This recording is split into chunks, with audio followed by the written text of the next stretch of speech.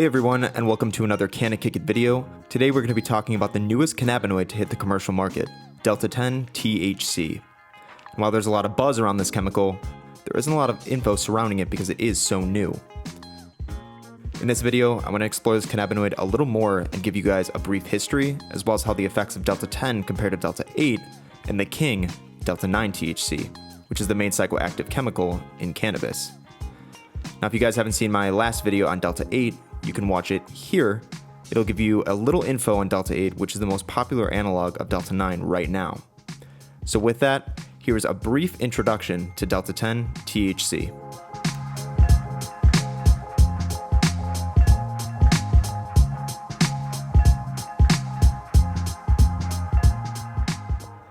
Now, before we jump in, I think there are two key points you should know about Delta-10 THC. The first is that it's very similar to Delta-9 in that it produces psychoactive effects, albeit to a lesser degree than Delta-9. Now, the second is that Delta-10 is considered legal to produce and sell in many states where Delta-9 is still illegal. But how is this possible? Well, since the 2018 Farm Bill Act, which legalized commercial hemp production and removed CBD, a cannabinoid derived from hemp, from the Controlled Substance Act, researchers have been messing around with CBD and have actually found ways to synthesize Delta-9 alternatives. The most popular analog that has been synthesized to date is Delta-8 THC, however Delta-10 is slowly gaining more popularity. Now, one of the most interesting things about Delta-10 is how it entered the spotlight, because unlike Delta-8, it was completely by accident.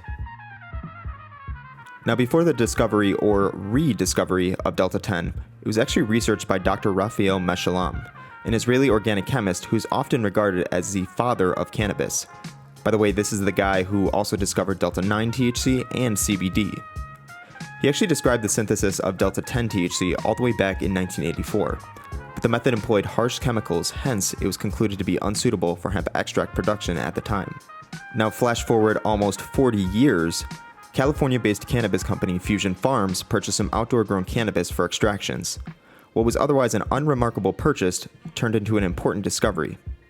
You see, during this time, wildfires raged through California, and unbeknownst to the company, some fire retardant that was dropped by nearby planes managed to contaminate the product. Unaware of this contamination, Fusion Farms continued with the extraction process, and it wasn't until after completing distillation that they noted the formation of unusual crystals. The scientists at Fusion Farms had no idea what they had come across, and further testing did not yield any results. So for months, the crystal's identity was a complete mystery. Now, it wasn't until the sample was sent to an NMR spectroscopy lab, which is a powerful analytical method for determining chemical structure, that they discovered the sample was indeed Delta-10 THC. Now, since this discovery, more and more companies are looking to Delta-10 as both a legal alternative to Delta-9 THC and a supplementary addition to their Delta-8 product line. Now, Delta-8 and Delta-10 are often thrown in the same category as they're both legal alternatives to Delta-9, but let's compare the two. By the way, this will get a little sciencey, so bear with me. Now, assuming you have a little knowledge of Delta-8 THC, let me give you a brief rundown of the similarities between the two. Now, Delta-10 and Delta-8 are both isomers of Delta-9, which basically means they have the same atoms but in a different arrangement on the molecule. In fact, the only difference between these molecules is the placement of the double bond here and here. These chemicals both bind to the CB1 receptor of the body's endocannabinoid system, but have less of an affinity, so therefore produce psychoactive effects to a lesser degree than Delta-9. Now, Delta-10 and Delta-8 are both already present in cannabis, but in much lower quantities, usually less than 1%. So if Delta-8 and Delta-10 are similar in structure, do they yield the same effects?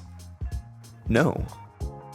Now, though there isn't a lot of research into the effects of this cannabinoid, let me provide you with some user experience. Now, as far as the effects go, users typically associate Delta-10 with more of a cerebral high when compared to Delta-8's body high. These effects are equated to Delta-8 being on the indica side of the spectrum, while Delta-10 is on the sativa side of the spectrum. Users have noted that Delta-10 feels more energizing than Delta-8 and boosts creativity and physical activity. Now, because of this, many tend to consume Delta-10 at the beginning of the day and consume Delta-8 in the evening. However, an important thing to note is that there is some overlap between the effects. Many users have claimed that Delta-8 has an uplifting high, just like Delta-10. Currently, extracting this compound from CBD is a huge challenge and requires a lot of time, technology, and effort. Many companies who are getting higher yields of Delta-10 tend to also have what's called a hot product, which means that the Delta-9 THC amount is higher than the legal limit for selling CBD-derived products. By the way, that legal limit is 0.3%. Now, because of this, Delta-10 tends to cost more than Delta-8, and because it's so difficult to mass produce, not many producers are currently making this. Now, the yields of Delta-10 are getting increasingly higher as more manufacturers are eager to find newer and cheaper ways of producing this cannabinoid. However, companies have found an alternative, which is to produce a distillate that is high in Delta-8, but still contains Delta-10 as well. This will give users the best of both worlds by combining the body sensation of Delta-8 with the cerebral high of Delta-10. And with that, thank you guys so much for watching this video. I hope you have a better understanding of Delta-10. This has been a Can It Kick It video. Have a good one.